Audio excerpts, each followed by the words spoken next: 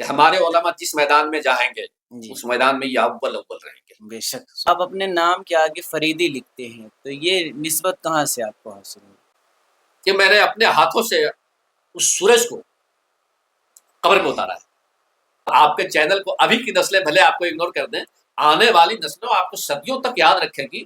السلام علیکم ورحمۃ اللہ وبرکاتہ، امید ہے آپ حضرات بخیر ہوں گے۔ ناظرین اکرام، میں آپ کا میزبان رہبر بستوی ایک نئے پوڈ کاسٹ کے ساتھ آپ کی خدمت میں حاضر ہوں۔ ناظرین اکرام، جیسا کہ آپ حضرات کو معلوم ہے کہ اس پوڈ کاسٹ میں علماء، شعراء، پیران اکرام، علماء اکرام کے انٹرویو لیے جاتے ہیں اور حالات زندگی پر بات ہوتی ہے اور ان سے کچھ اہم سوالات ہوتے ہیں۔ ناظرین اکرام، آج کے اس پروگرام میں جو ہماری اور آپ کی محبوب شخصیت ہیں وہ کسی تعارف کے محتاج نہیں ہے، خاص طور پر نعتیہ شاعری کے حوالے سے، فن شاعری کے حوالے سے، جن کو ہم اور آپ پیار سے استاذ الشعراء حضرت علامہ مولانا ڈاکٹر پروفیسر منصور فریدی صاحب قبلہ کے نام سے جانتے اور پہچانتے ہیں، تشریف رکھتے ہیں۔ آئیے آپ کی ملاقات کرواتے ہیں۔ السلام علیکم ورحمۃ اللہ وبرکاتہ۔ وعلیکم السلام ورحمۃ اللہ وبرکاتہ۔ کیسے ہیں حضرت؟ خیریت اللہ سے کا ہیں؟ شکریہ، الحمدللہ۔ سب سے پہلے تو حضرت آپ کو بہت بہت مبارک ہو کہ آپ پروفیسر بن گئے ہیں، سبحان اللہ۔ جزاک آپ کی اجازت ہو تو سوالات کا آغاز کریں۔ اللہ۔ سب سے پہلے تو ہم یہی جاننا چاہتے ہیں کہ مسجد کی چٹائی سے پروفیسر بننے تک جو محنت رہی وہ ہمارے ناظرین کو تھوڑا بتا دیں آج۔ ماشاء اللہ، آپ نے تو یہ سوال مجھ سے متعلق ایک جی اچھا سوال کیا ہے، جس کو سن کر ہمارے ناظرین اور سامعین کو یقیناً خوشی ہوگی۔ جی میری ابتدائی تعلیم محلے کی مسجد میں ہی امام صاحب قبلہ سے اچھا ہوئی، اور یسن قرآن تک کی ہماری یہاں تعلیم ہوئی۔ جب میں اما پارا پڑھ رہا تھا جی تو اس وقت ہمارے بھائی حافظ و قاری محمد مقصود عالم رضوی جو ہیں فارغ ہو چکے تھے، دستار ان کی ہو چکی تھی، اور وہ پہلی ڈیوٹی جوائن کیے تو انہوں نے کہا کہ آپ تم میرے پاس چلو، اور وہ اپنے پاس مجھے لے گئے۔ تو مجھے یاد ہے کہ وحجت شمس و قدرت سے جی جو انہوں نے مجھے پڑھایا ہے اما پارا، تو قرآن مکمل تک انہوں نے ختم کروایا۔ اس کے بعد کچھ سورہ بقرہ تک انہوں نے مجھ سے حفظ بھی کروا لیے۔ جی بعد میں کچھ ان کے ذہن میں خیال آیا کہ میں حافظ ہوں تو کیوں نہ انہیں عالم بنایا جائے، جی اور اس طرح سے انہوں نے مدرسے کی جانب مجھے مائل کر دیا۔ اور مدرسے کی جانب میری طبیعت کا مائل ہونا اس لیے بھی فطری تھا کہ میرے بڑے بھائی چونکہ حافظ قرآن تھے، ماشاء اللہ۔ اور گھر کا ماحول ان کے آنے کے بعد جو ہوتا تھا اسے یقینی طور پر مجھے خوشی ہوتی تھی، اور دیکھتے دیکھتے جس ماحول میں رہتا ہے اس کا اثر ہونا لازمی ہو جاتا ہے۔ میری بھی طبیعت مائل ہو گئی اور پھر میں مدرسے کی طرف جی مائل ہو گیا۔ میں اس کے بعد مختلف مدرسوں میں جا کر تعلیم حاصل کرتا رہا، میری تعلیم ہوتی رہی، جی یہاں تک کہ میری دستار فضیلت اور قیرت کی جو دستار ہماری ہوئی وہ جامعہ فیض العلوم جمشید پور سے ہوئی۔ جمشید پور میں مجھے یہ فخر حاصل رہا کہ جمشید پور میں ایک ادارہ ہے دارالعلوم غوثیہ نظامیہ، جی پہلے کچھ دنوں تک وہاں میں مفتی مسلم حسین شمشی علیہ رحمۃ الرضوان وردہ بدج سرمدی کی بارگاہ میں پڑھتا رہا۔ ماشاء اللہ۔ آپ قانون شریعت کے مصنف مفتی شمس الدین جی قاضی شمس الدین قاضی شہر جون پور کے چہیتے شاگرد تھے، جی بھاگل پور کے رہنے والے تھے۔ آپ نے جب وہاں تعلیم کا میرا سلسلہ درجات وہاں پہ ختم ہو رہے تھے، جس درجے کی پڑھائی ہو رہی تھی، تو انہوں نے مجھے مشورہ دیا کہ آپ قائد اہل سنت کے مدرسے میں چلے جائیے۔ جی اس طرح سے مجھے رئیس القلم کے مدرسے میں جانا ہوا، ماشاء اللہ۔ اور میری خوش قسمتی یہ رہی کہ میری جماعت میں جتنے لوگ تھے اس میں سے کچھ لوگ تو انٹرنیشنل لیول پر مشہور ہوئے، جی جیسے میں حبیب اللہ فیضی کا نام لینا چاہوں گا، جی جی یہ ہمارے ہم جماعت ساتھیوں میں سے رہے اچھا فیض ماشاء العلوم میں۔ اللہ۔ اس کے علاوہ ایک مولانا مشتاق نظامی صاحب ہیں جو خطابت کی بنیاد جی پر اپنی رخ شناخت رکھتے ہیں۔ پھر ایک مولانا شفیق صاحب ہیں، یہ بھی خطابت کے میدان میں اپنا ایک الگ مقام رکھتے تھے، طالب علم کے زمانے میں بھی، اور آج بھی ان کا وہ مقام ہے الحمدللہ تعالی۔ ماشاء اللہ۔ مدرسے میں مشفق اساتذہ کی شفقتیں حاصل رہی مجھے، ماشاء اور اس طرح سے میں دستار بندی میری جامعہ فیض العلوم جمشید پور سے ہوئی۔ اور اس سال اتفاق میرے ساتھ یہ رہا جب میں دور حدیث میں تھا، علامہ اشرف القادری صاحب تمام اسوار کو مکمل کر کے اس وقت بیٹھے، انہوں نے کہا کہ اس سال میں بچوں کو دور حدیث یعنی کچھ حدیث کی کتابیں پڑھاؤں گا۔ تو اس طرح سے بخاری شریف مجھے بالاستیعاب جی حضور رئیس القلم صاحب تصانیف کثیرہ قائد اہل سنت حضرت علامہ ارشد القادری علیہ رحمۃ الرضوان سے پڑھنے کا ماشاء شرف اللہ، حاصل ہوا ہے، یہ میرے لیے بڑی فخر کی بات. بے شک. اور اس سبحان کے بعد چونکہ فیض العلوم کا ایک اچھا نظام ہے کہ وہاں پڑھنے والے بچوں کو امتحانات بورڈ کے جو ہے وہ دلائے جاتے جی. ہیں باضابطہ. تو میں وہیں سے وسطانیہ سے لے کے فاضل تک کا ایگزام دیا، اچھا ماشاء اللہ. جو فاضل کو ایم اے کے قائم مقام مانا جاتا ہے. اور اس وقت سے میرے ذہن میں جب میں وسطانیہ کا امتحان دے رہا تھا، یہ 1993 کی بات ہے یا 92 کی بات ہے، تب میرے ذہن میں یہ خیال آیا کہ میں ڈاکٹر بنوں گا، سبحان اللہ. یعنی پی ایچ ڈی کروں گا. جی اور یہ میرا اس طرح کا خواب جو رہا، تو ظاہر سی بات ہے کہ جو جی. خواب دیکھنا تو آسان ہوتا ہے، لیکن اس کو عملی زندگی میں اتارنا بہت مشکل عمل بہت ہوتا ہے. مشکل. جی. اللہ کا فضل رہا، 32 برسوں کے بعد 32 برسوں کے بعد بلکہ یوں کہیے کہ 27 برس جب گزر گئے اس خواب کو دیکھے ہوئے، تب میں نے پی ایچ ڈی کی اور پی ایچ ڈی کی ڈگری مجھے ملی. اس ڈگری تک پہنچنے کے لیے چونکہ مجھے ایم اے کرنا تھا، تو ایم اے کا راستہ کھوجنے کے لیے میں بہت پریشان رہا کہ کس طرح سے میں ایم اے کروں. میں مختلف لوگوں سے، دانشوروں سے ملا، لیکن کسی کی طرف سے مجھے کوئی خاص رہنمائی نہیں مل پائی. اس انتظار میں، اسی جستجو میں، چونکہ ظاہر سی بات ہے میں مولوی تھا اور لوگوں کے ذہن میں یہ اکثر باتیں رہتی ہے کہ یہ مولوی کرے گا کیا. جی. بلکہ میرے ایک استاد نے تو یہ بھی کہہ دیا تھا کہ تمہارے بس کی بات پی ایچ ڈی نہیں ہے. اور ان کا یہ کہنا تھوڑا سا مجھے لگ بھی گیا تھا کہ پی ایچ ڈی کرنا میرے بس کی بات نہیں ہے، نیٹ نکالنا میرے بس کی بات نہیں ہے. تو یہ ساری باتیں مجھے ایسی لگیں کہ لگا کہ نہیں، اب مجھے تھوڑا سا اس پہ محنت کر لینا چاہیے. جی. تو محنت کرنے کی جب خواہش ہوئی، پھر رفتہ رفتہ ایک صاحب سے ملاقات ہوئی، انہوں نے مجھے کہا ایم اے میں ایڈمیشن ہو جائے گا. ایم اے میں میرا ایڈمیشن ہوا. اس طرح سے میں رانچی یونیورسٹی رانچی سے کیا. رانچی یونیورسٹی سے ایم اے کرنے کے بعد کچھ دوستوں نے کہا کہ آپ ایم اے کیوں کر رہے ہیں؟ تو میں نے کہا مجھے بھائی پی ایچ ڈی کرنا ہے، مجھے نام کے ساتھ ڈاکٹر لکھنا اچھا لگے گا، میں اسی کوشش میں آج تک لگا ہوں. تو کہا انہوں نے کہ نہیں، یہ تو کر لیجیے گا، ایک کام کرتے کہ آپ بی ایڈ کر لیتے تاکہ آپ کی کہیں نوکری کا بھی انتظام ہو جاتا. بی ایڈ سے نوکری کے مراحل تھوڑا سا آسان ہو جاتے ہیں. میں نے کہا ماشاء اللہ. اور اس کے بعد ایم اے کے فوراً بعد میں نے اس کے لیے اپلائی کیا. اللہ کا ایسا فضل ہوا کہ میرا سلیکشن ہو گیا بی ایڈ کے لیے، اور پھر میں نے بی ایڈ بھی کر لیا. ابھی بی ایڈ کا پریکٹیکل کا ایگزام دے ہی رہا تھا، اسی بیچ میں پروفیسر واحد نذیر صاحب قبلہ سے میری ملاقات ہوئی، جو اس وقت جامعہ ملیہ میں ہیں. ان سے میں نے ذکر کیا کہ میں پی ایچ ڈی کرنا چاہتا ہوں. انہوں نے مجھے مشورہ دیا کہ پی ایچ ڈی کرنے سے تو بہتر رہے گا کہ پہلے آپ نیٹ جے آر ایف نکال لیتے تاکہ آپ کو پڑھنے کے زمانے کے اخراجات کے لیے دشواریاں نہیں ہوتی. ظاہر سی بات ہے کہ ایک مدرسے کے مولوی کے لیے یہ سفر بہت مشکل ہوتا ہے. عام طور پر متمول لوگ اپنے بچوں کو کہاں مدرسے میں پڑھاتے ہیں؟ وہ لوگ تو انجینئر اور M B B S doctor اور اس طرح سے دوسرے کورسز کی طرف لے جاتے ہیں. میں خالص مولوی ٹھہرا اور گھرانہ بھی متمول نہیں تھا. واحد نذیر صاحب نے جب میری تمام باتیں سنی تو انہوں نے کہا کہ نہیں، اور اس کے لیے انہوں نے مجھے رہنمائی کر دی کہ آپ ایک کام کریں، پٹنہ چلے آئیں. پٹنہ میں پروفیسر صفدر امام قادری صاحب ہیں، آپ ان کے پاس نیٹ اور جے آر ایف کی تیاری کیجیے، مجھے یقین ہے کہ آپ نکال لیں گے. ان کا یہ کہنا مجھے اچھا لگا اور میں ان کی باتوں کو مانتے ہوئے میں چلا گیا.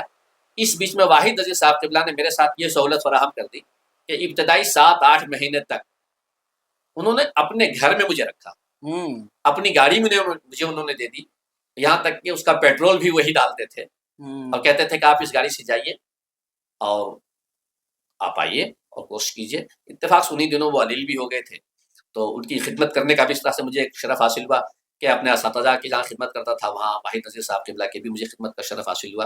اور اس خدمت کا صلہ یہ ملا اور صفدر امام قادری صاحب کی کوچنگ میں جانے کا مجھے یہ صلہ ملا کہ الحمدللہ تعالیٰ میں نیٹ جے آر ایف نکال لیا.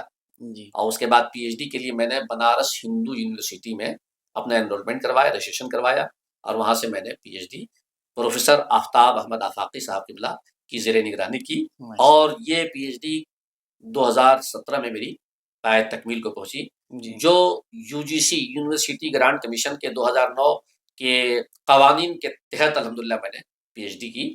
اور اس پی ایچ ڈی کے بعد ظاہر سی بات ہے پی ایچ ڈی مکمل ہو چکی تھی، تو یہ تیاری تھی کہ کسی طرح سے میں پروفیسر بن جاتا. یہ سفر چلتا رہا. انٹرویو بھی ایک کچھ بیچ میں نے دی تھی، اس وقت میری پی ایچ ڈی کی سند نہیں آئی تھی میرے ہاتھ میں. ابھی 2024 میں جب میں نے انٹرویو دیا تو بہار اسٹیٹ یونیورسٹی سروس کمیشن کی طرف سے الحمدللہ 4 جولائی کو جی میرا سلیکشن ماشاء اللہ. ہو گیا ہے، اور میرے لیے یونیورسٹی بھی جو گرانٹ ہوئی ہے جی وہ یونیورسٹی BN منڈل مدھے پورہ میں جو ہے بہار میں، یہ یونیورسٹی مجھے ملی ہے. اب اس یونیورسٹی میں انشاءاللہ تعالیٰ جوائننگ کا لیٹر کا انتظار میں کر رہا ہوں. آج کل میں جب لیٹر آ جائے تو پھر میں جوائننگ کے لیے چلا جاؤں گا. یہ سفر میرے لیے بہت خوشگوار سفر ہے. جی. تو جو آج کل کے علماء ہیں، ائمہ حضرات ہیں، جو مدرسین حضرات ہیں، جن کی تنخواہیں 5 سے 7 ہزار 8 ہزار ہے، تو وہ یہ سوچتے ہیں کہ وہ مطلب پروفیسر کے لیول تک نہیں پہنچ پائیں گے، تو آپ ان کی رہنمائی تھوڑا فرما دیں. اصل میں ہمارے زمانے میں جی جب میں پڑھتا تھا مدرسوں میں، تو ہمارے اساتذہ کا ذہن اتنا کشادہ تو اس حوالے سے نہیں تھا. جی بلکہ میں تو دیکھا کہ UP کے کئی مدرسوں میں جو بچے امتحان دینے آتے تھے، اپنے کسی بھی امتحان دینے کے لیے کی طرح کا امتحان دینے کے لیے، تو اس کو مدرسوں سے باضابطہ خارجہ کر دیا جاتا تھا. اور اس طرح سے بچے نہ چاہ کر کے دونوں میں سے کوئی ایک راہ اپناتے تھے. جو ذہین ہوتے تھے وہ یا تو یونیورسٹی کی طرف آ جاتے تھے، جی یا پھر کسی طرح سے چوری چھپے وہ اپنا امتحان دیتے تھے. جی میرے زمانے میں یہ تھا. آج کی تاریخ میں ہمارے علماء اگر یہ شکایت کرتے ہیں کہ ہم وہاں تک نہیں پہنچ پائیں گے، کیا کیسے پہنچ پائیں گے، تو کیسے پہنچ پائیں گے سب سے پہلے تو میں آپ کو اس کا جواب دے دوں گا. جی اور نہیں پہنچ پانا جو پہلے سوچ لیں گے وہ کبھی نہیں وہ پہنچ پائیں گے. نہیں پائیں گے. کسی نے کہا خوب کیا ہے کہ آنکس کے نادانت و دانت کے بدانت جی او خرے لنگست منزل نہ رسانت. اور پھر یہ ہے کہ آنکس کے ندانت و بدانت کے ندانت جی خرے لنگست منزل برسانت. یعنی جو شخص نہیں جانتا ہے اور یہ جانتا ہے کہ میں نہیں جانتا ہوں تو جہل مرکب ہے، کبھی بھی وہ پہنچ ہی نہیں سکتا منزل تک. اور وہ شخص جو نہیں جانتا ہے اور یہ جانتا ہے کہ میں نہیں جانتا ہوں، اس کے مطلب اس کے سیکھنے کا راستہ ابھی کھلا ہوا ہے، اور اس طرح سے وہ اپنا سفر جاری رکھتا ہے. میں آپ کو بتا دوں کہ جو لوگ ہمارے علماء جی یہ بھول جائے کہ 7,000 8,000 میں کیا ہوگا.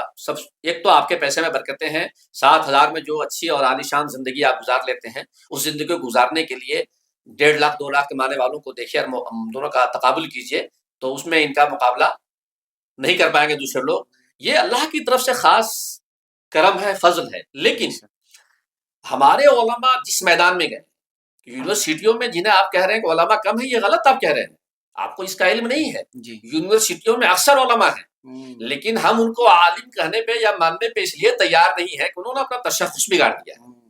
وہ عالم ہیں لیکن داڑھی نہیں رکھتے ہیں. جی وہ عالم ہیں لیکن ان کا رہن سہن، چلنا پھرنا، اٹھنا بیٹھنا، ان کی طرز گویا کہ زندگی کا ہر اسلوب ان کا جو ہے وہ بالکل بدل چکا ہے. اور جب وہ خود بدل کے اپنی شبیہ بگاڑ رہے ہیں تو دوسروں کو بھی کثر نفسی کا شکار وہ کر رہے ہیں. ہمارے علماء کو متمول ہیں. میں پورے یقین اور وثوق کے ساتھ یہ کہہ سکتا ہوں کہ ہمارے علماء جس میدان میں جائیں گے اس میدان میں یہ اول رہیں گے. بے شک. اور اس کی مثال ہے مولانا شاہد مصباحی صاحب قبلہ کو آپ دیکھ لیجیے، مولانا جاوید انبر کو بھی آپ دیکھ لیجیے، ان کو ساہتیہ اکیڈمی ایوارڈ ملا ہے. ان کے افسانوی مجموعے پر شاید ایک مولانا اور افسانوی مجموعہ مصباحی عالم دین. تو یہ کہنا کہ ہمارے علماء کہاں رہیں گے، اس طرح سے بہت سارے عالموں کو میں دکھا سکتا ہوں، نام گنا سکتا ہوں. ہمارے دوستوں میں کئی ایسے لوگ ہیں جو پروفیسر ہوئے ہیں، جو میرے ساتھ جب نیٹ کی تیاری کر رہے تھے تو ان کی مشرہ داڑھی کرتا پاجامہ دیکھ کر کے مجھے حیرت ہوتی تھی. ابھی انٹرویو دینے وہ آئے، ان کے چہرے کو دیکھنے کے بعد مجھے لگا ہی نہیں کہ یہ وہی ہے جن سے میں پہلے ملا کرتا تھا. ہمارے علماء کے لیے یہ پیغام ہے کہ آپ مسجد میں رہتے ہوئے وسطانیہ، فقانیہ، عالم، فاضل اگر آپ نے دے لیا ہے یا اور کچھ امتحانات آپ نے دے لیے ہیں تو آپ یونیورسٹی لائن میں چلے جائیں. BA بھی اگر عالم کر لیے ہیں آپ تو سیدھا آپ MA کیجیے. آپ کے لیے MA کا راستہ کھلا ہوا ہے. اور جو لوگ مولوی کیے ہیں ان کے لیے BA کا راستہ کھلا ہوا ہے، وہ BA کر لیں اور BA سے B.Ed کر لیں اور B.Ed کے بعد پھر وہ MA کر لیں. MA کے بعد وہ نیٹ JRF کی تیاری کریں اور اس کے بعد وہ PhD کی تیاری کریں. اگر انہوں نے نیٹ JRF اور PhD کی تیاری کر لی اور محنت جی جان لگا کے انہوں نے کر دی، ایک امام کے پاس جتنا وقت ملتا ہے محنت کرنے کے لیے اتنا کسی کے پاس وقت نہیں ملتا ہے. شرط یہ کہ ہمارے علماء محنت کریں. آرام کو تھوڑا سا تیارنا پڑے گا اور تھوڑی سی محنت کشی، جفا کشی لانی پڑے گی. اگر جفا کشی آپ نے لے آئی تو پھر نتیجہ یہ ہوگا کہ ان پتھروں کو ہونے دے پہلے جنون نواز، پھر خون میں نہانے قلندر بھی آئیں گے. یہ جس میدان میں جائیں گے انشاءاللہ تعالیٰ وہ کامیاب ہوں گے. اور ہم تمام علماء کو یہ گزارش کریں گے کہ جن کو اس حوالے سے اردو کے حوالے سے جو بھی مشورہ لینا ہو اگر وہ مجھ سے رابطہ کریں تو انشاءاللہ تعالیٰ میں ان کو بہتر رہنمائی اپنی جانکاری مطابق دے سکتا ہوں. ماشاء اللہ. فکری بالیدگی کے لیے مطالعہ کتب کتنا ضروری ہے؟ اتنا ہی ضروری ہے جی جتنا انسان کو جینے کے لیے کھانا ضروری ہے. انسان اگر غذا کمزور لیتا ہے جی تو صحت پہ اس کا اثر پڑتا ہے، اور غذا مضبوط لیتا ہے جی تو ظاہر سی بات ہے کہ توانا بھی ہوگا، جی چہرے میں بلندی بھی آئے گی، بے شک. چہرے میں نکھار بھی پیدا ہوگا. اسی طرح کتابوں کے مطالعے کے وقت اگر ہم نے یہ فیصلہ کر لیا، یہ صلاحیت ہم میں پیدا ہو گئی کہ مجھے کون سی کتاب پڑھنا ہے اور کون سی کتاب نہیں پڑھنی، اگر یہ ہم نے فیصلہ کر لیا، ڈیسیژن لے لیا، یا اپنے کسی بڑے سے مشورہ لے کر کے میں نے کتابوں کا مطالعہ شروع کر دیا، تو یقین جانیے کہ آپ کی فکر میں خود بخود بالندگی آ جائے گی اور ذہن آپ کا کشادہ ہونا شروع ہو جائے گا. ماشاء آپ کی گفتگو اور آپ کے طرز تکلم سے یہ بات مترشح ہونا شروع ہو جائے گی کہ نہیں، ہم میں کچھ تبدیلی آئی ہے. ایک صاحب نے سوال کیا تھا جی کہ حضور، مجھ سے کئی مرتبہ اس طرح کا سوال ہوا ہے. ایک صاحب نے مجھ سے سوال کیا کہ حضور یہ بتائیں کہ میں نے پوری کتاب میں پڑھ گیا، مجھے کچھ سمجھ میں نہیں آیا، میرے ذہن میں کچھ نہیں ٹھہرا. میں نے کہا اچھا یہ بتائیے، جب آپ ایک مرتبہ کھانا کھاتے ہیں تو کتنا کھانا کھاتے ہیں؟ وہ سارا کھانا آپ کے پیٹ میں رہ جاتا ہے یا اس کے کچھ ضروری عنصر اور اجزاء رہتے ہیں؟ تو انہوں نے کہا نہیں، پورا کھانا نہیں کچھ. تو میں نے کہا اسی طرح سے جو کتابیں آپ نے پڑھی ہیں یہ آپ کو سمجھ میں نہیں آئے گا جب آپ مسلسل پڑھتے رہیں گے.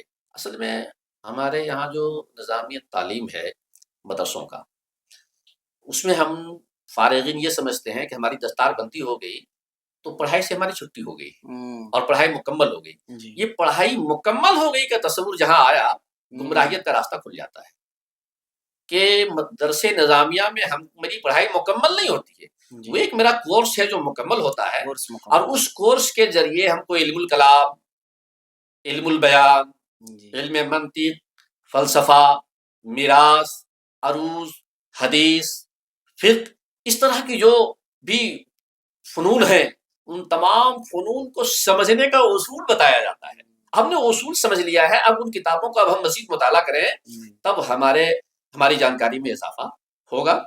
تو اس کے لیے مطالعہ بہت ضروری ہے. بغیر مطالعے کے کوئی انسان کسی سے کیسے گفتگو کر سکتا ہے؟ اگر مطالعہ کرتے کرتے آپ کو یہ احساس ہونے لگے کہ میں کچھ نہیں جانتا ہوں، مطالعہ کرتے کرتے اگر یہ احساس ہونے لگے کہ میں کچھ نہیں جانتا ہوں، تب انسان کو سمجھنا چاہیے کہ اب میں پڑھنا سیکھ گیا ہوں. اب میں پڑھنا سیکھ گیا، اور جب پڑھنا سیکھ گئے تو پڑھنا شروع کیجیے. تو یہ سلسلہ جاری رہنا چاہیے. اور اگر یہ سلسلہ جاری رہتا، میرے ایک استاد سے کسی بہت اچھے اور نیک شاگرد نے پوچھا تھا کہ استاد اب تو جس رسالے میں آپ چھپتے ہیں اسی رسالے میں میرا بھی مضمون چھپنا شروع ہو گیا، تب تو ہم لوگ برابر کے ہو گئے.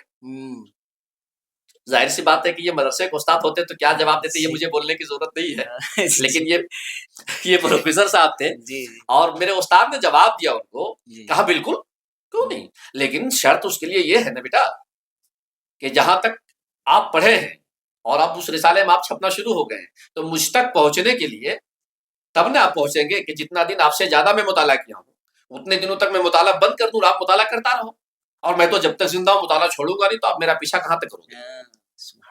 تو گویا کہ انہوں نے یہ بتا دیا کہ بغیر پڑھے، یا اور استاد نے یہی بتا دیا کہ میں آج بھی خوب پڑھتا ہوں.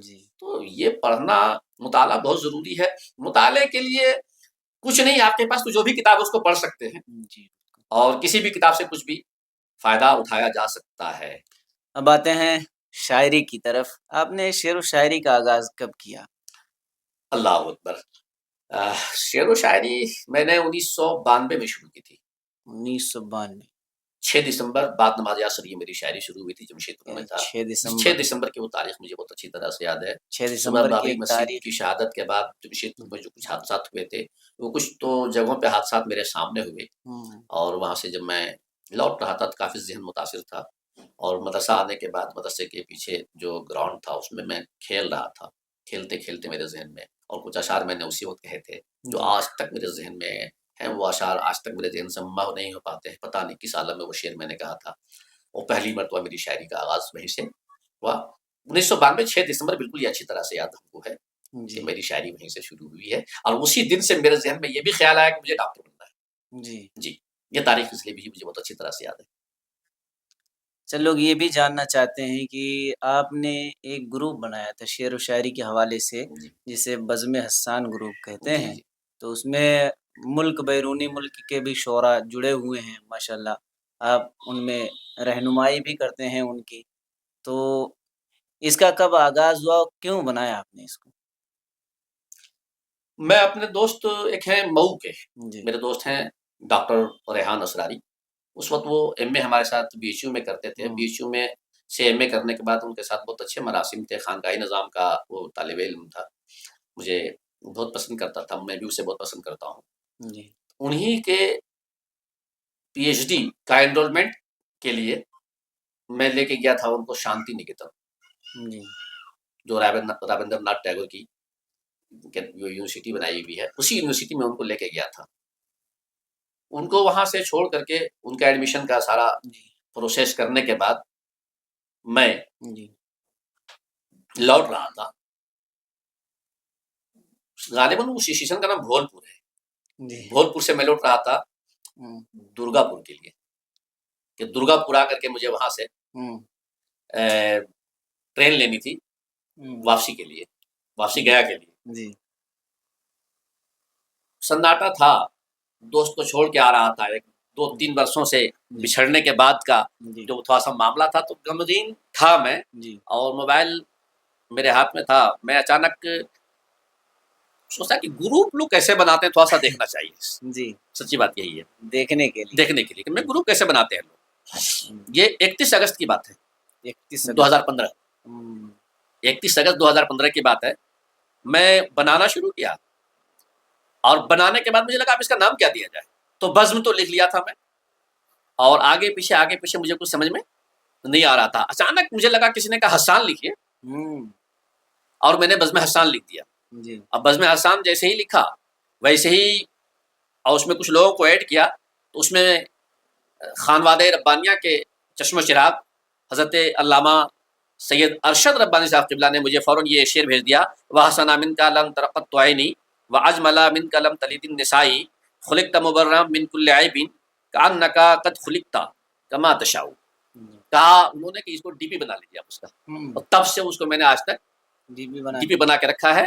اسی ڈی پی بنانے کے دوران مجھے خیال آیا کیوں نہ اس کا ترجمہ کر دیا جائے، جی اور اس کا ترجمہ کرنے کا جب خیال آیا تو میں نے اس کا ترجمہ کیا ہے جی کہ تم سے حسین تر کوئی آیا نہیں نظر، تم سے حسین تر کوئی آیا نہیں نظر، تم سے حسین تر کوئی آیا نہیں نظر، تم سے جمیل ماں نے جنا ہی نہیں پسر، آئے سبحان تم سے حسین ماں نے جنا ہی پیسر نہیں پسر، اور یوں پاک عیب سے تمہیں پیدا کیا گیا، جی یوں پاک عیب سے تمہیں پیدا کیا گیا، جیسے کہ تم کو خلق کیا تم سے پوچھ کر۔ اور یہ ترجمہ اس کو لگا کر کے میں نے آج تک ڈی پی میں، اپنی ڈی پی میں بھی، ان کی ڈی پی میں بھی، بلکہ میرے فیس بک میں بھی یہی آپ دیکھتے ہوں گے۔ جی اور یہ شعر مجھے بہت عزیز ہے، اور عزیز ہونے کی وجہ یہ بھی ہے کہ یہ وہ شعر ہے جسے سرکار کے سامنے حسان بن ثابت کو پڑھنے کا شرف حاصل ہے، اور تب سے اس بزم میں پھر جو میں نے ترہی مشاعروں کا آغاز کیا، جی تو اللہ کا شکر ہے کہ پورے ہند و پاک بلکہ پورے ورلڈ کے لوگ، امریکہ، دبئی، ریاض، جدہ، مدینہ شریف، مکہ شریف، ساؤتھ افریقہ، عمان، مسقط، اور بہت سارے ممالک جس کا میں اس وقت نام نہیں لے پاؤں گا، نیپال اور بنگلہ دیش، اور جی یہ جی تو بہت قریب کی چیزیں ہیں۔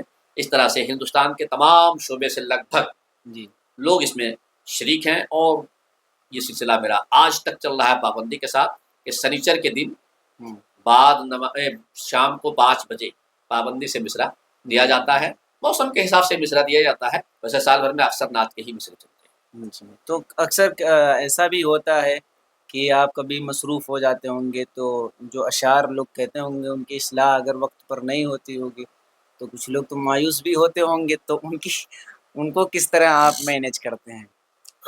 دیکھیے، جب آپ کچھ خدمت کے لیے چلے ہیں جی تو بہت سی منازل آتی ہیں، اس میں بہت سے ایسے وقت آئیں گے آپ کے پاس جب سب کو آپ خوش نہیں کر پائیں گے، بے شک اور سب کو خوش کرنا بھی میرا مقصد نہیں ہے، سب کو خوش کرنا میرا مقصد ہی نہیں، میرا مقصد صرف اس بزم سے یہ ہے کہ میرا خدا اور میرا رسول راضی ہو جائے۔ سبحان سب کو خوش کرنا قطعی میرا مقصد نہیں ہے، اسی لیے کچھ لوگ آتے ہیں بزم میں، کچھ لوگ جاتے ہیں بزم میں، تو میں اسے کچھ کہتا نہیں ہوں۔ جو لوگ مجھ سے سوال کرتے ہیں ان سے میں کہتا ہوں انہی پتھروں پہ چل کر اگر آ سکو تو آؤ، میرے گھر کے راستے میں کوئی کہکشاں نہیں ہے، جب موقع ملے گا ایک تو اس کے لیے میں نے اہتمام یہ کیا ہے جی کہ متفرقات کا میری زندگی میں لگتا ہے بہت کم ایسا موقع آیا جب میں لوگوں کے اشعار نہیں دیکھا ہوں۔ اب کچھ لوگ ایسے بھی شعر کہتے ہیں جن کو شعر کے زمرے میں رکھا ہی نہیں جاتا، تو ایسے لوگوں کو شعر میں ان کو کہتا ہوں نظر ثانی کر لیں، اور ایک دو تین چار بار کہنے کے بعد بھی اگر وہ اپنے اندر کوئی تبدیل نہیں لاتے ہیں تو میں کوشش کرتا ہوں کہ ان کے اشعار پہ میں کچھ نہ لکھوں، لیکن جو لوگ قبول کرنے والے ہوتے ہیں، جی اثر قبول کرتے ہیں، اصلاح پسند جو لوگ ہوتے ہیں، ان کو الحمدللہ تعالیٰ میں بالاستیاب ان کے اشعار کو میں دیکھتا ہوں، جی اور میں دیکھتا ہوں میرے مبصرین دیکھتے ہیں میری بزم میں اتنے مخلصین اور اخلاص پسند لوگ ہیں کہ بغیر کسی انا کے، بغیر کسی لالچ کے، جی اور بغیر کسی طرح کی کوئی توقع کیے، وہ صرف یہ کہ مجھے نعت کی خدمت کرنی ہے، وہ لوگوں کے مصروں کی، اشعار کی تشریح کرتے ہیں انگلی پکڑ کے، بلکہ اس میں تو کچھ ایسے بھی افراد ہوتے ہیں کبھی ہم سے بھی غلطی ہوتی، مصرع لکھ دیا، بے خیالی میں پتہ چلا کہ ٹائپ کی مسٹیک ہو گیا، کبھی بے خیالی میں بہر بدل گئی، تو ایسے موقع پر بھی لوگ ہمیں بھی ٹوکتے ہیں۔ جی ہمارے ایسے بے باک ناقدین اور فاضل علماء دانشور ہماری بزم میں ہیں جو بے جھجک ٹوکتے ہیں، ان کے لیے پوری اجازت ہے کہ کسی سے بھی کوئی کمی ہو تو اس لیے درست کرنا یہاں ضروری ہے کہ یہ اپنا گھر ہے، جی بزم احسان ایک گھر ہے، ایک کنبہ ہے، یہاں جتنے لوگ ہیں وہ سب میرے اپنے گھر کے آتے ہیں، جی تو ان کی اصلاح اس انداز سے کی جائے اور ان کو اصلاح قبول کرنے کی صلاحیت کا مشورہ بھی میں دیتا ہوں کہ باہر جب یہاں سے جائے اور وہی کلام باہر کہیں پڑھے، کوئی دوسرا ٹوک دے اور آپ کہیں کہ بزم حسان میں نے یہ کہا تھا کسی نے کچھ نہیں کہا، تو وہ ان کی بے عزتی کم ہوگی، بزم حسان کی زیادہ ہوگی، مدیر بزم حسان کی زیادہ ہوگی، جی اور ہمارے سرپرست کی بھی اس میں پھر وہ ضرب پہ انگلی اٹھنے کی بات آ جاتی ہے۔ تو میں یہ پورا خیال کرتا ہوں۔ اس کے بعد بھی ایک اور احتیاطی اقدام رہتا ہے میرے یہاں کہ تمام کلام جب یکجا ہو جاتے ہیں، منگل کی شام 5 بجے کے بعد سے بدھ کی شام 5 بجے تک میں 24 گھنٹے کا وقفہ دیتا ہوں، اس بیچ میں آپ لوگ مکمل کلام بھیج دیں، جی اور شام کو منگل کی بدھ کی 5 بجے سے لے کر کے 24 گھنٹے کا پھر ٹائم دیتا ہوں جمعرات تک، علم العروض کے حوالے سے کوئی عنوان، کوئی موضوع، اگر کسی نے کوئی سوال کر دیا تو اس کا جواب، یا کوئی پہلے سے کچھ مضمون جو کچھ لوگوں نے سوال کیا ہے یا کسی کا آ گیا یا کسی دانشور کا میرے سامنے آ گیا تو اس کو پیش کر دیتا ہوں جی تاکہ وہ سامنے چلا جائے اور لوگ اس کو پڑھ کے کچھ سیکھ لیں۔ جی اس کے بعد جمعرات کی شام 5 بجے سے، جمعرات کی شام 5 بجے سے میرا یہ شعوری کوشش ہوتا ہے، اس بیچ میں تمام کلام لوگوں میں تقسیم کر چکا ہوتا ہوں، جی اور بڑی پابندی کے ساتھ اس کلام پر ہمارے مفسرین اپنا تبصرہ پیش کرتے ہیں کہ اس کلام پر کہ کلام میں کیا کمی ہے، کیا خوبی ہے، اس میں محبت سے پیار سے اس کو سراہا بھی جاتا ہے، جی اور جو کمیاں ہوتی ہیں اس کمی کو بڑی کشادہ قلبی سے دکھایا جاتا ہے۔ تو اس کمی کو دکھانے کے بعد ہمارے شعراء میں وہ انقلاب آیا ہے آج کی تاریخ میں الحمدللہ، وہ لوگ جنہیں مصروں کی کو موضوع کرنے کا مطلب شعور نہیں تھا، جی آج وہ اتنی بلیغ شاعری کر رہے ہیں، اتنی بلیغ شاعری کر رہے ہیں کہ لگتا ہے کہ اردو محلہ یہ لکھ رہے ہیں۔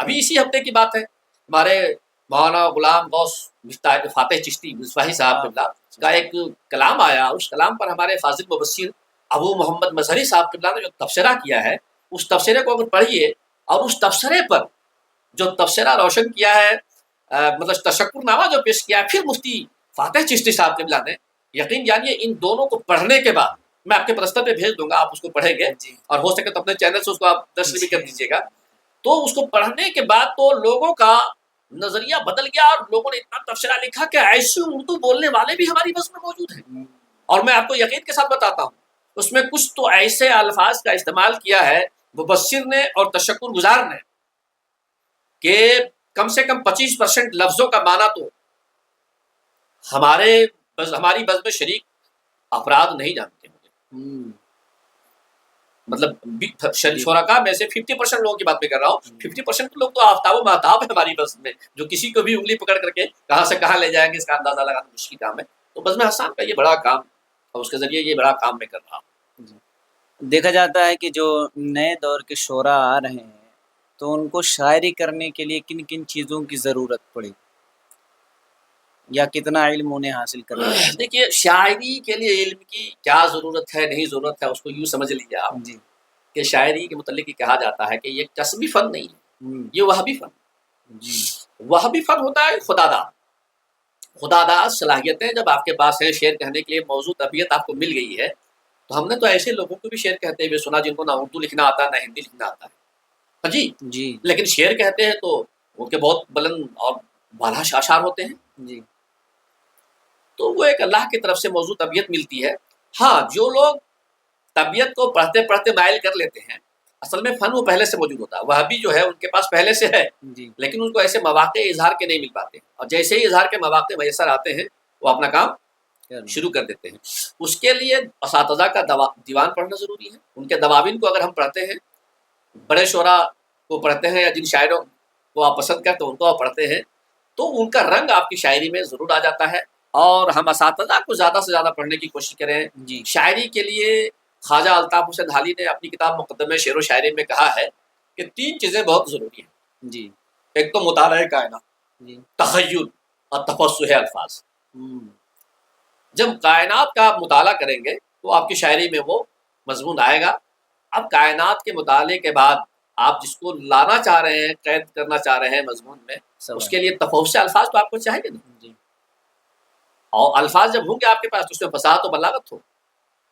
مطالعہ کائنات آپ کے حساس ہے، تفصح الفاظ آپ کے پاس ہے، یہ تینوں چیزوں تخیل آپ کے پاس. جی ان تینوں کی آمیزش کے بعد جو شعر ہوگا تو ظاہر سی بات ہے وہ شعر ہوگا، ورنہ جی تت بندی میں رہ جائے گا. یہ شعر و شاعری کے حوالے سے گفتگو ہو گئی، بزم احسان کے حوالے سے. اب ہمارے ناظرین جاننا چاہتے ہیں کہ آپ کی کون کون سی تصنیف اب تک منظر عام پر آ چکی ہے، اور مستقبل میں ابھی کن تصنیفات کا ہم انتظار کریں.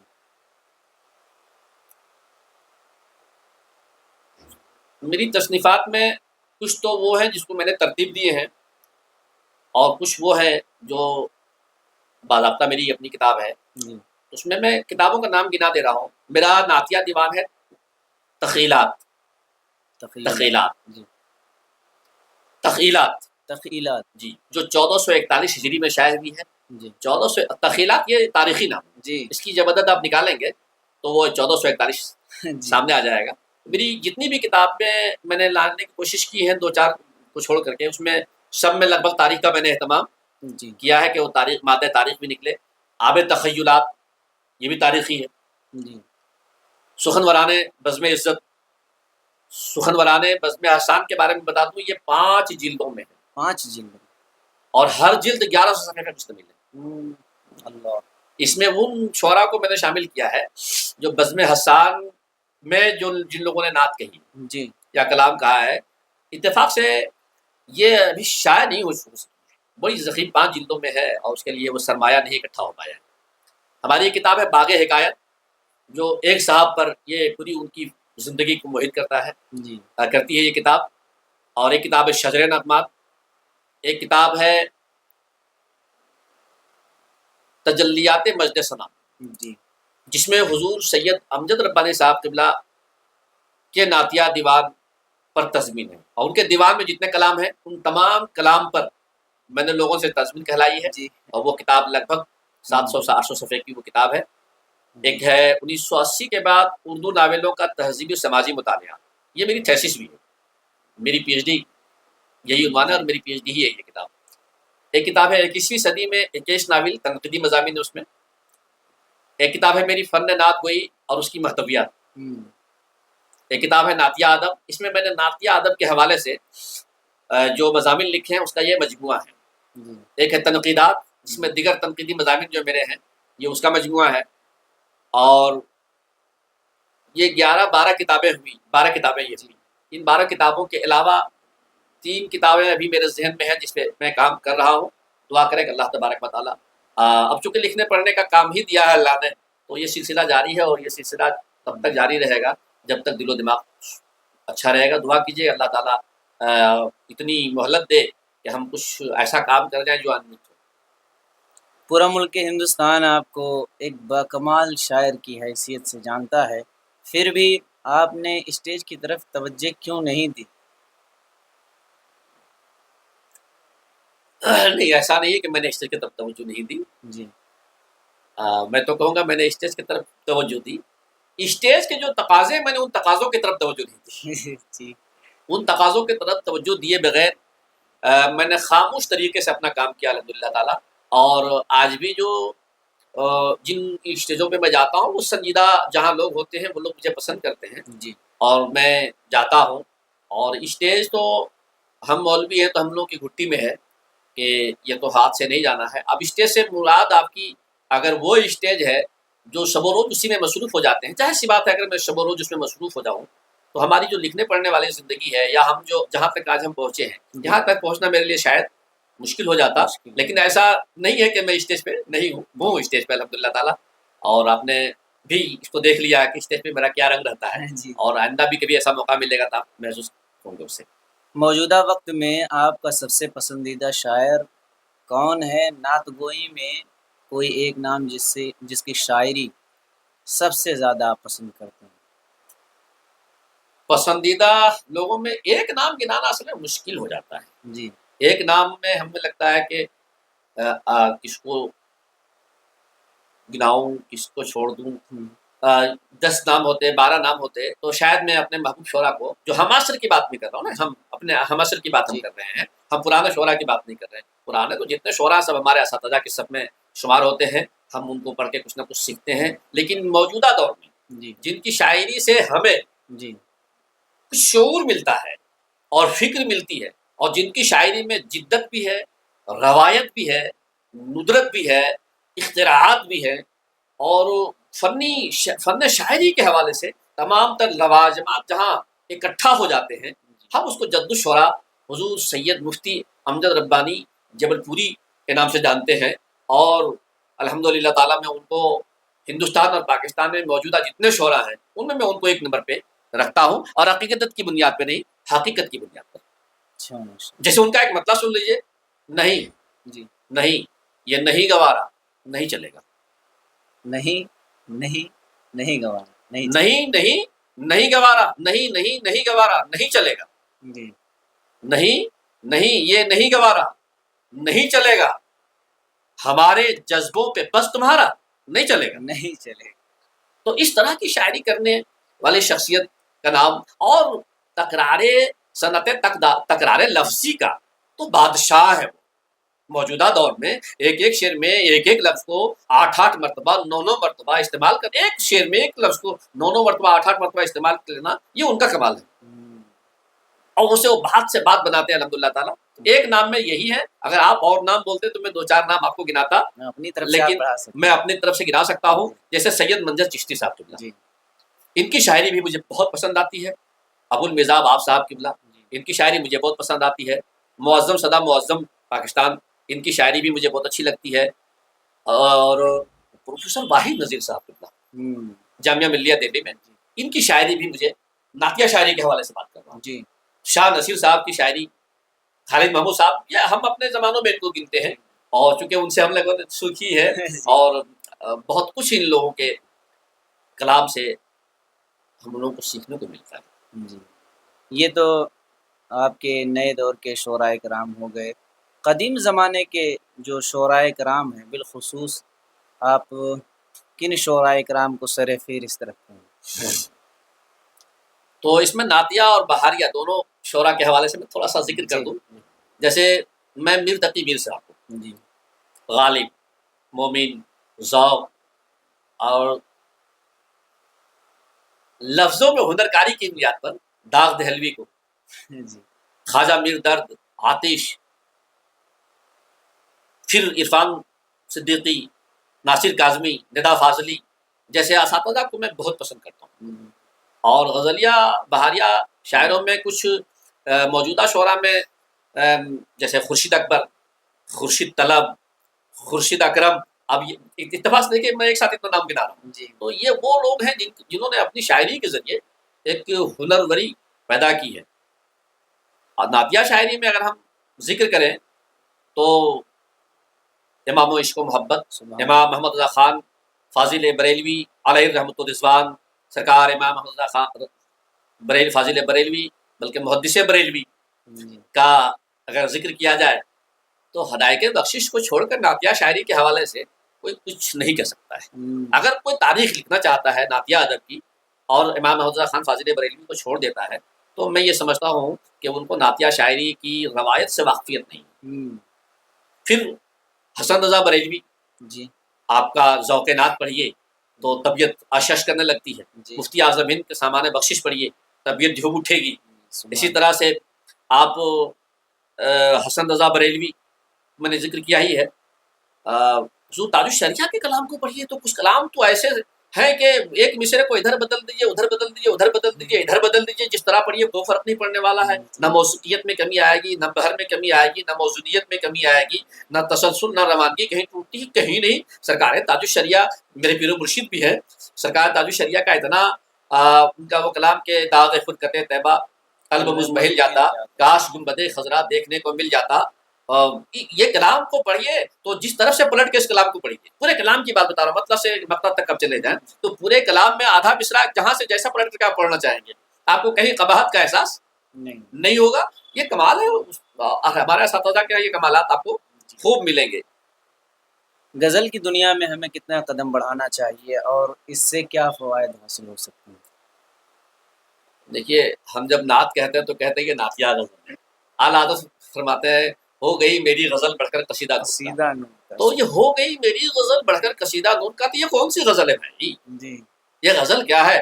ہاں غزل کا جو لغوی معنی آپ دیکھیں گے تو عورتوں سے بات چیت کرنے کے حوالے سے، عورتوں سے بات چیت کرنے کے معنی میں ہے تو اور جو جن لوگوں نے اس کو محدود رکھا، ہر ایک زمانے میں وہ محدود تھا، تو جب تک وہ موضوع محدود رہا تب تک تو ہم یہ کہہ سکتے ہیں غزل معطوب تھی۔ جی لیکن جیسے ہی غزل میں یہ گنجائش آ گئی کہ ہم غم روزگار بھی پیش کر سکتے ہیں، زندگی کے کسی بھی پہلو کو ہم پیش کر سکتے ہیں، اور پیش کرنے لگے لوگ، تو پھر غزل کو ہم کہاں سے معطوب کہیں گے؟ غزل اصل میں صبح طیبہ میں ہوئی بڑھتا ہے باڑا نور کا، صدقہ لینے نور کا آیا ہے پیارا نور کا، جو گدا دیکھو لیے جاتا ہے۔ تو یہ ساری جو اعلیٰ حضرت کے ہاں جو رنگ تغزل ہے نعتیہ شاعری میں، تو انہوں نے تو یہ رنگ تغزل کا ہم کو تو مزاج دے دیا ہے کہ نہیں، شاعری میں غزل کیا ہے؟ آپ مضامین کو دیکھیے کہ مضمون آفریدی کس میں ہے، تو غزل کی طرف قدم بڑھانے کے لیے تو ہم مشورہ نہیں دیں گے جی، لیکن غزل کہہ رہے ہیں تو ہم اس کو معیوب بھی نہیں کہیں گے۔ ایک بات خالی ہمیشہ ذہن میں رہنا چاہیے بحیثیت مومن ہمارے لیے کہ ہم جہاں قدم بڑھائیں، جتنا ہم قدم بڑھائیں، جتنا آگے ہم نکل جائیں، جی شریعت سے ہمارا قدم دھک دینا پائے۔ اگر ہم شریعت کے دائرے میں رہ کر کے کوئی کام کرتے ہیں تو ہم مومن ہیں۔ اب دنیا سجن من المومنین، دنیا مومنوں کے لیے قید خانہ ہے، تو خالی دنیا جو مومنوں کے لیے قید خانہ ہے تو کیا قید خانہ؟ یعنی شریعت کی پابندی ہمارے ساتھ ہے، ہم جیل میں نہیں ہیں جی، لیکن یہ ہمارے لیے قید خانہ اس لیے بھی ہے، ہم کو یہاں سے جانے کے بعد روز حشر حساب و کتاب بھی ہمارا ہونا ہے۔ جی، تو یہاں ہمیں وہ کام کرنا ہے کہ جب ہم اپنے اللہ اور حکم الحاکمین کی بارگاہ میں پہنچے تو ہم کو سراسمگی کا احساس نہ ہو۔ وہ غزل کوئی معیوب نہیں ہے، غزل کو تو میں محبوب سمجھتا ہوں، بلکہ میری شروعاتی غزل سے بھی میں نے اپنی غزل جو پہلی کہی تھی وہ یہی تھی کہ تباہی کے ہر سمت منظر رہیں گے۔ پہلا شعر میرا جو تھا مطلب تھا تباہی کے ہر سمت منظر رہیں گے، اگر راہزن اپنے راہبر رہیں گے، نہ ملتا میں کھل کر اگر جان جاتا، لیا آستی میں یہ خنجر رہیں گے، اور وفاؤں کی ان سے نہ امید رکھنا، یہ پتھر رہے ہیں یہ پتھر رہیں گے۔ یہ میری پہلی غزل کا شعر ہے جی، تو اس میں کہاں ایسی کوئی بات ہے جس میں ہمارے ایمان پہ کوئی ضرب آ سکتی ہے؟ ہم نے ایک تجربہ پیش کیا ہے جی، اور یہ میرا تجربہ ہے۔ جی، ربائی سے آپ کو کتنی دلچسپی ہے؟ ربائی تو محبوب فن ہے جی، میرا محبوب فن ہے، جی، اور ربائی اس لیے بھی محبوب فن ہے کہ ربائی بہت کم لوگوں نے کہی ہے، جی، اور ربائی کہنے والے لوگ گنتی میں گنے جائیں گے۔ میں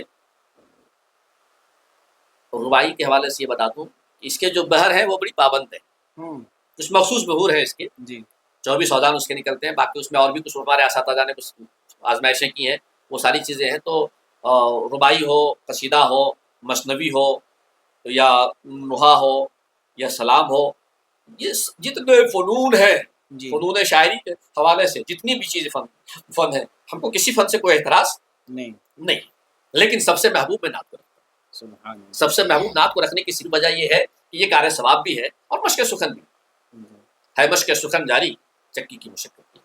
سبحان اللہ، نعت کے ذریعے میں نے یہی کہنے کی کوشش کی ہے سرکار کی بارگاہ میں کہ ہے روح جس جگہ پہ بدن بھی وہی رہے، ہے روح جس جگہ پہ بدن بھی وہی رہے، طیبہ میں میرے واسطے 2 گز زمین رہے۔ آمین۔ تو اس طرح سے نعت کے ذریعے ہم نے اپنی روح کی تسکین کا سامان کیا۔ جی، اب آتے ہیں کہ آپ نے ذکر کیا خانقاہ ربانیہ جبل پور سے آپ کے کیسے تعلقات ہیں اور خانقاہوں سے جڑے رہنا ہمارے لیے کتنا ضروری ہے؟ ہمارے یہاں جو بے روی آئی ہے اس کے پیچھے ہمارے علماء کا بے لگام ہو جانا ہے۔ ہوں، آپ امام اعظم ابو حنیفہ کو دیکھ لیجئے، آپ نے تمام چاروں ائمہ کو دیکھ لیجئے، اور بڑے بڑے جتنے بھی ہمارے علماء گزرے ہیں ان کو دیکھ لیجئے، کوئی بڑی شخصیت ایسی آپ مجھے نہیں دکھلا سکتے ہیں جی جن کا کسی صوفی سے تعلق نہ رہا۔ ہوں، تعلق کے مطلب ملنا جلنا صرف نہیں، جی جنہوں نے اپنا سر خم نہ کیا ہو، جبین عقیدت نہ جھکائی ہوں، ان کی بارگاہ میں، ایسا کوئی بھی ہمارے یہاں، ایسی کوئی بھی شخصیت ہمارے یہاں نہیں ملتی۔ اور اس لیے بھی یہ ضروری ہے کہ اسے ہماری روح کی پاکیزگی کا سامان ہوتا ہے۔ ہم اپنے ذوم علم کی بنیاد پر کبھی کبھی گمراہ ہو جاتے ہیں۔ ہماری جماعت کے ایک بہت بڑے عالم دین جو کسی زمانے میں اعلیٰ حضرت پہ ایسے اشعار کہہ گئے تھے جن کے اشعار کو، ہمارے اشعار آپ سمجھ رہے ہوں گے، ان کے اشعار کو پڑھ کر کے لوگوں نے بہت شہرت حاصل کی، لیکن ایک ایسا بھی وقت آیا جب ان کے جنازے کو اٹھانے کے لیے 4 لوگ مہیا نہیں ہو رہے تھے۔ ہوں، میں نام نہیں بتاؤں گا، نام آپ کے ذہن میں آ گیا جی ہوگا، اور نام اس لیے بتانا نہیں ہے کہ اب کیا بولنا ہے۔ جی تو میرا کہنا یہ ہے اپنی نوجوان نسلوں سے اور اپنے نوجوان علماء سے خاص طور پر کہ آپ علماء کی بارگاہ میں بیٹھیے تو آپ کو علم و فن تو مل جائے گا، لیکن دل کو اجالنے کا جو سامان ملے گا یا آپ کے دل پہ جن کی نگاہ ہوگی وہ صوفیاء کرام ہے۔ بے شک، اب آپ کہیں گے صوفیاء کرام میں سے کن کے پاس ہم جائیں، تو سب کی اپنی اپنی ترجیحات ہے۔ یہ دور صارفیت، مادیت کا غلبہ ہو چکا ہے۔ اکثر جگہوں پر پیر صاحب عمرا کو اپنے بغل میں بیٹھاتے ہیں اور غربا کو دہلیز پہ جو ہے دربان بنا کے رکھتے ہیں۔ ہوں، ہم نے خانقاہ ربانیہ میں یہ بات نہیں پائی۔ جی وہاں ہر جانے والے کی پیشانی چومی جاتی ہے، سبحان ہر غریب اور امیر کو سینے سے لگایا جاتا ہے۔ میرے ساتھ بھی ایسا ہی مسئلہ ہوا۔ میں نے پہلے بھی کہہ دیا کہ میرے پیر و مرشد کا نام سرکار تاج الشریعہ ہے، اور الحمدللہ تعالی میں اعلیٰ حضرت کے حوالے سے جی اور خانواد رضویہ کے حوالے سے ہمیشہ مثبت پہلو رکھا ہوں، اور اس لیے بھی مثبت پہلو رکھا ہوں کہ آج کی تاریخ میں ان کی محبت مدار ایمان ہے۔ بے شک، آپ کے ایمان کی جو ہے تقویت اور زندہ رہنے کا جو ہے اگر کوئی ثبوت مانگے تو سرکار اعلیٰ حضرت کے حوالے سے آپ سے نظریہ ضرور جانا جاتا ہے۔ جی خانقاہ ربانیہ ہو یا خانقاہ اشرفیہ ہو یا خانواد برکاتیہ ہو یا کالپی شریف ہو، الحمدللہ تعالیٰ مجھے ہر خانوادے سے فیض کچھ نہ کچھ ملا ہے، ماشاء اللہ، وہاں سے تبرکات اور برکات مجھے ملے ہیں۔ جی خانواد ربانیہ میں میری جب سے حاضری ہونا شروع ہوئی ہے، بلکہ حاضری تو بعد میں ہوئی ہے، پہلے میں قطب جبل پوری سرکار حضور مسیح ملت علیہ رحمۃ الرضوان سے جب میری ملاقات ہوئی جی تو ایک ملاقات میں انہوں نے میری دل کی جو پوری کیفیت تھی ان تمام کیفیتوں کو انہوں نے سننا چاہا، اور پوری کیفیتیں میں ان کے پیر سامنے نیچے بیٹھ کر کے میں سناتا رہا۔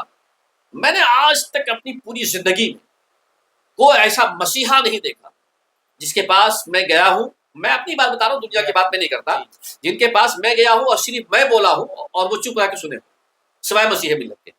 تو سرکار مسیح ملت علیہ رحمۃ قطب جبل پوری سرکار نے میری تمام باتیں سماعت کی، اور سماعت کے بعد انہوں نے صرف ایک مصرع پڑھا کہ اور اگر اس نے بگاڑا ہو بنانے کے لیے، برجستہ میری زبان سے نکلا آمین۔ تو میں نے کہا حضور اس کا دوسرا مصرع کیا ہے؟ جی تو انہوں نے کہا کہ آپ شاعر ہو کیا؟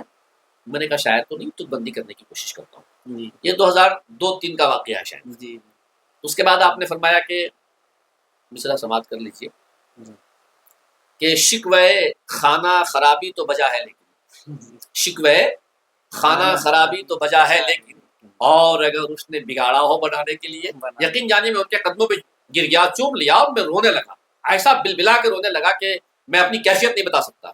میں اس وقت مولانا شکیل اکبر صاحب قبلہ بلاسپور ان کے مکان میں تھا، اور اس کیفیت کو میں نہیں بیان کر سکتا، اور وہاں سے میرے دل پر جو ایک کیفیت طاری ہوئی، اس کیفیت سے میں آج تک نہیں نکل پایا۔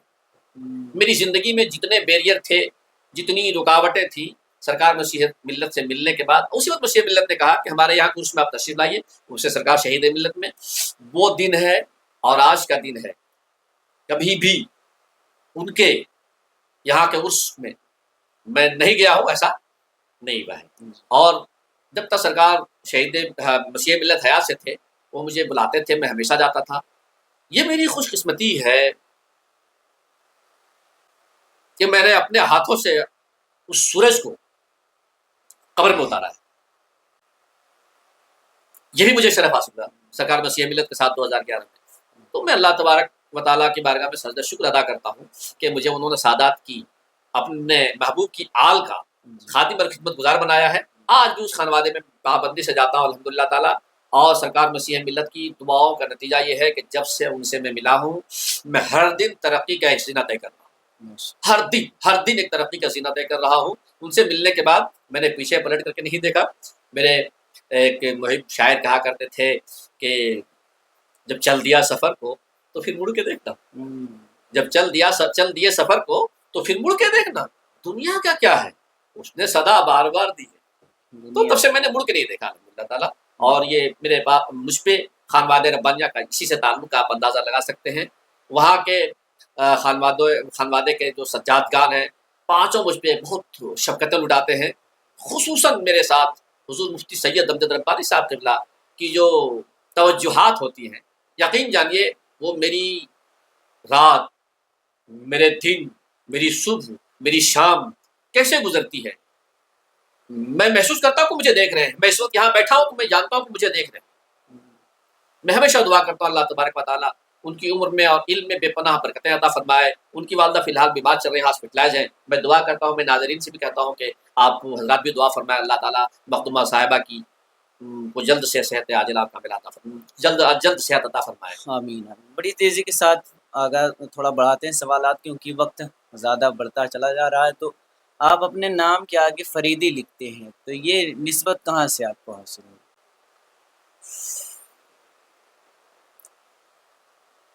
میں فریدی لکھتا ہوں، اس سے متعلق تو اکثر لوگوں کو تشویش ہوتی ہے۔ جی کئی لوگوں نے تو مجھ سے یہ کہا کہ فریدی فلاں صاحب سے آپ بیت ہیں، جو سلسلے فریدیہ کے مرشد ہیں، فلاں صاحب سے بیت ہیں، فلاں صاحب سے بیت ہیں۔ اب میں کس کو کیا سناؤں؟ میں لوگوں سے یہ کہتا ہوں کہ اگر اس متعلق جاننا ہو تو کبھی تفصیل میرے ساتھ آپ بیٹھیے تب میں بتا پاؤں گا، اور یہ واقعی تفصیل طلب معاملہ ہے۔ بس اتنا آپ جان جائیں کہ میں 8 سال کی عمر میں تھا، مختصر 2-3 جملوں میں، اور میرے پاس ایک زخم تھا جو 2-3 برسوں سے صحیح نہیں ہوتا تھا۔ اس زخم کے نہیں سکنے کی وجہ کر 3 برسوں تک میٹھی چیز کھانا میں چھوڑ دیا تھا۔ میرے یہاں ایک محفل تھی، کون مولانا صاحب تھے مجھے اتنا علم نہیں، چونکہ 8 برس کی عمر کا معاملہ ہے جی تو انہوں نے تقریر کی اور بابا فرید الدین گنج شکر رحمۃ اللہ علیہ کے نماز کا واقعہ پیش کیا انہوں نے کہ ان کی والدہ نے شکر ڈال دیا تھا مصلی کے نیچے اور وہ شکر ان کو ملی، اور پھر ایک مرتبہ ایسا ہوا کہ باہر چلے گئے جنگل میں نماز پڑھ رہے تھے تو شکر کا پورا حوض ہی مل گیا تھا ان کو۔ تو اس کے بعد میرے ذہن میں یہ آیا کہ اسی دن میرے ذہن میں خیال آیا کہ اگر شکر ہمارے بابا فرید الدین گنج شکر کو پسند تھی اور میں میٹھی چیز کھاؤں تو میرا زخم ٹھیک ہونا چاہیے۔ جی یہ اعتقاد اس وقت میرے ذہن میں آیا، اور اسی اعتقاد کی بنیاد پر ہماری والدہ محترمہ انرسا بہت اچھا بناتی تھی، ابھی حیات سے نہیں ہے ورنہ میں آپ کو بنوا کے کھلاتا ہوں۔ تو انرسا بہت شاندار بناتی تھی، وہ بنائی تھی، ہماری بہن کو جانا تھا سسرال، تو اس انرسے کو میں والدہ کے بتائے بغیر کچھ کھا لیا، اور کھا لینے کے بعد والدہ کو جب پتا چلا تو والدہ نے کہا کون لیا؟ میں نے کہا میں کھا لیا۔ تو والدہ نے کہا بیٹا آپ کو تو زخم ہے، نہیں کھانا چاہیے، کیونکہ نماز بھی پڑھتا تھا تو وہ لنگی ہماری بھیگ جاتی تھی، تہبند بھیگ جاتی تھی اور پانی نکلنے کی وجہ سے۔ تو میں نے کہا والدہ میں اس لیے کھا رہا ہوں کہ کل بابا صاحب بول رہے تھے فلاں صاحب کو بابا فرید کو پسند، تو ہم کھا رہے ہیں تو اب ہم ٹھیک ہو جائیں گے، اور وہ کھانا تھا میٹھا، اور اللہ کا فضل ہوا اس دن سے آج تک پھر مجھے کوئی بھی زخم ہوتا ہے تو زیادہ دن تک میرے بدن میں زخم نہیں رہتا ہے۔ ابھی گزشتہ 2002 کا واقعہ ہے کہ 2002 میں میرا ہاتھ 4 ٹکڑا ہو گیا تھا، بائیں ہاتھ، اور 4 ٹکڑا ہو جانے کے بعد جب میں ڈاکٹر کے پاس پہنچا تو ڈاکٹر نے کہا کہ یہ انجیکشن وہ، میں نے کہا نہیں پہلے میں میٹھا کھاؤں گا اس کے بعد انجیکشن لوں گا۔ تو میں نے پہلے میٹھا منگوایا اور کھایا، کیونکہ ڈاکٹر نے کہا نہیں آپ کھا پانی اور پانی کچھ نہیں پی سکتے اس سے پہلے ورنہ پریشانی ہو جائے گی۔ میں نے کہا میں تب تک نہیں لگاؤں گا انجیکشن جب تک میں میٹھی چیز نہیں کھا لوں یا پانی نہ پی لوں۔ میٹھی چیز میں منگوایا، کھایا، اس کے بعد میں نے انجیکشن لیا۔ زخم آپریشن کے بعد میرا 1 ہفتے کے اندر سوکھ گیا، تو ڈاکٹر پریشان تھا اور یہ کہہ رہا تھا کہ آپ انسان ہو یا کوئی اور ہو، کیا ہو آپ، اتنی جلدی کسی کا زخم ٹھیک ہوتا ہے؟ الحمدللہ اس ہاتھ میں میرے آج تک کوئی تکلیف نہیں ہے، لگ بھگ 22 برس ہو گئے۔ 22 برس۔ تو آپ یہ بابا فرید الدین گنج شکر اسی وقت سے میں نے فریدی لکھنا شروع کیا، اور میں سوچتا تھا کبھی کہ بابا فرید الدین گنج شکر تو میں لکھ رہا ہوں کبھی جا پاؤں گا کہ نہیں ان کی بارگاہ میں تو جا نہیں پایا۔ پاکستان میں میرے ایک شاگرد ہیں اس میرے شاگرد کا جب جانا ہوا بابا فرید سے تو کیسے ان کے ذہن میں بات آئی، انہوں نے کہا حضور میں یہ مین گیٹ ان کر رہا ہوں، آپ تھوڑا سا لائیو ہو جائیے اور دیکھ لیجیے، اور انہوں نے پوری مجھے مزار شریف کا پورا منظرنامہ دکھلایا۔ تو میں نے کہا سرکار ہمارے بزرگ سنتے ہیں، دل میں جو کیفیت ہوتی ہے، دل سے جو بات نکلتی ہے اثر رکھتی ہے، پر نہیں طاقت پرواز مگر۔ تو یہ میرا مختصر سا واقعہ ہے فریدی لکھنے کا۔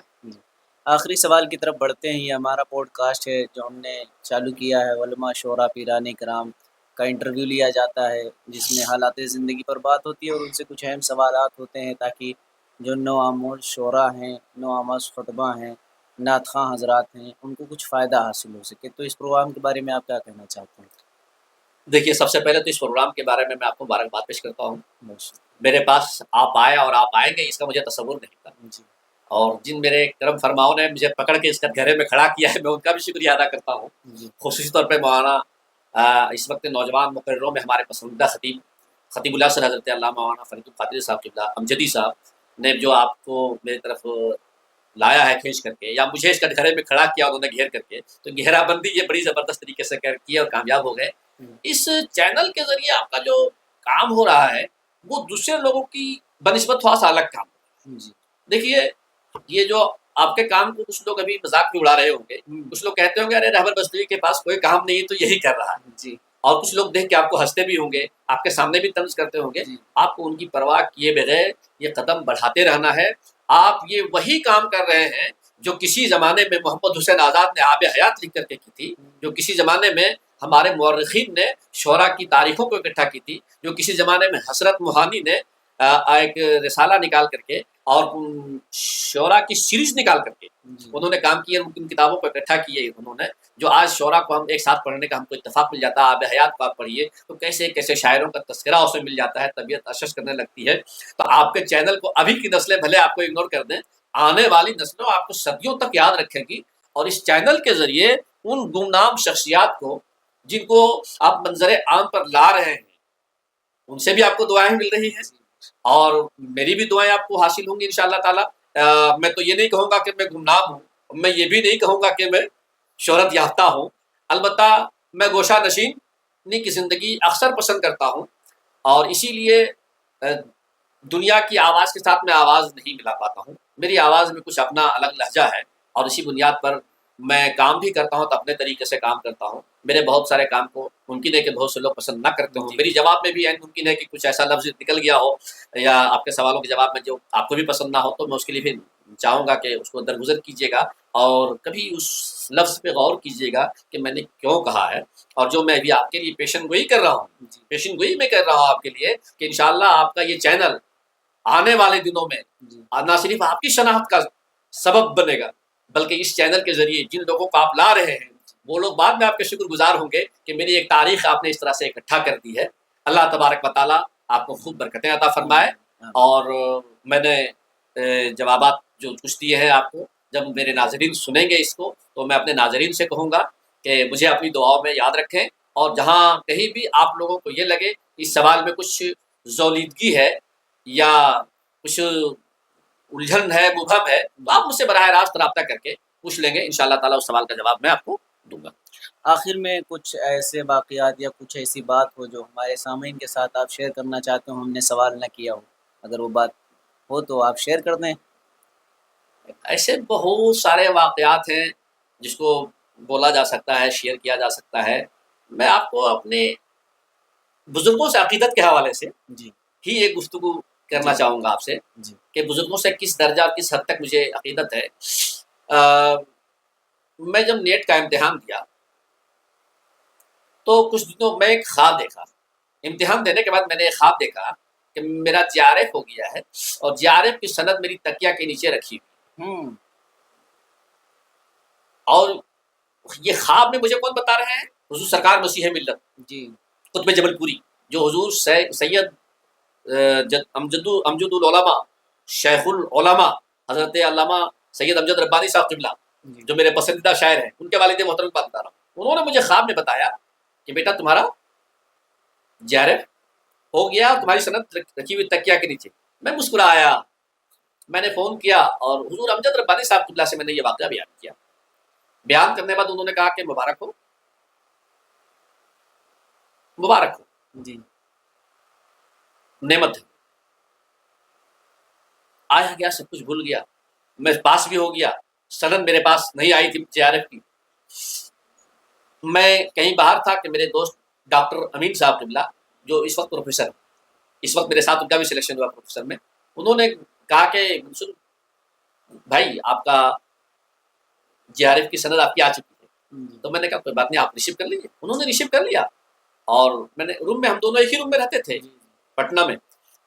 जब मैं अपने रूम में पहुंचा तो वो अपने घर गए हुए थे और मैंने उनसे खाली रखने के लिए कहा था कि रख दीजिए सनद को। कहाँ रखना, उसे कहा, तो पूरा रूम तो अपना था। जब मैं गया तो बेकरारी बढ़ी हुई थी कि सनद देखे मैं, कैसी सनद है मेरी। जब मैं वहां पहुंचा तो मैंने उनको फोन किया, मैंने कहा सनद मेरी कहाँ रखें। उन्होंने कहा तकिया के नीचे रख दिया। और मैं निकाला तो मुझे फौरन वो बात याद आई, इसलिए मैंने फौरन अमजद रब्बानी साहब से फ़ोन किया। मैंने कहा हुजूर ऐसी सी बात है। उन्होंने कहा बहुत बहुत मुबारक हो, सरकार मसीह मिल्लत ने आपको ये पहले पेशेंगोई दी थी। हमारा बुजुर्गों से ये रिश्ता इतना गहरा है कि आज मैं जरा सा भी, थोड़ी सी भी मुश्किल में अगर मैं होता हूँ, परेशानी में होता हूँ, तो मेरे पास फौरन सैयद अमजद रब्बानी साहब का फ़ोन आ जाता है। फ़ौरन फ़ोन आ जाता है, बगैर किसी कुछ किए हुए। मैं कुछ फ़ोन नहीं करता, उनका फ़ोन आ जाता है, मेरी खैरियत लेते हैं, मेरी कैफियत पूछ लेते हैं मुझसे। और कभी कभी तो ऐसा हुआ कि वो कैफियत पूछते हैं तो मैं उनको सिर्फ बता दे, वो कहते हैं और सब खैरियत से। मैंने कहा था अल्लाह आपकी, हुजूर आपकी दुआ। और मैं इतने कहता हूँ मेरी परेशानी टल जाती है। और मेरी ज़िंदगी में बहुत नशीबो फराज आए। हम अपने उलमा से खासतौर पर कहना चाहेंगे कि ज़िंदगी के नशीबो फराज उतार चढ़ाव से आप ना घबराएं, ये सब होते रहते हैं। आप जब तक जिंदा हैं इस तरह की दुश्वारियां आपके साथ होती रहेंगी। उन दुश्वारियों से आप एराज़े नज़र करते हुए मेहनत करें, पढ़ते रहें, पढ़ते रहें, पढ़ते रहें, पढ़ते रहें, आगे बढ़ते रहें, आगे बढ़ते रहें, आगे बढ़ते रहें। कामयाबी खुद ब खुद आपका कदम चूमेगी। हज़रत आपका बहुत शुक्रिया कि आपने अपना कीमती वक्त इनायत फरमाया। नाज़रीन इकराम, ये इंटरव्यू आपने समाअत किया उस्ताद शुरा हज़रत अल्लामा मौलाना डॉक्टर प्रोफेसर मंसूर फरीदी साहब क़िबला का। यकीनन गुफ्तगू हो रही थी तो ऐसा महसूस हो रहा है कि गुफ्तगू होती रहे और हम सब सुनते रहें, क्योंकि बहुत फ़ायदे की बात हम लोगों की है। हमें किसी मोड़ पर मायूस नहीं होना बल्कि आगे बढ़ते जाना है, यही मैसेज है हज़रत का। फिर मिलते हैं किसी अगले पॉडकास्ट के साथ, तब तक के लिए हमें इजाज़त दीजिए। अस्सलामु अलैकुम व रहमतुल्लाहि व बरकातुहू।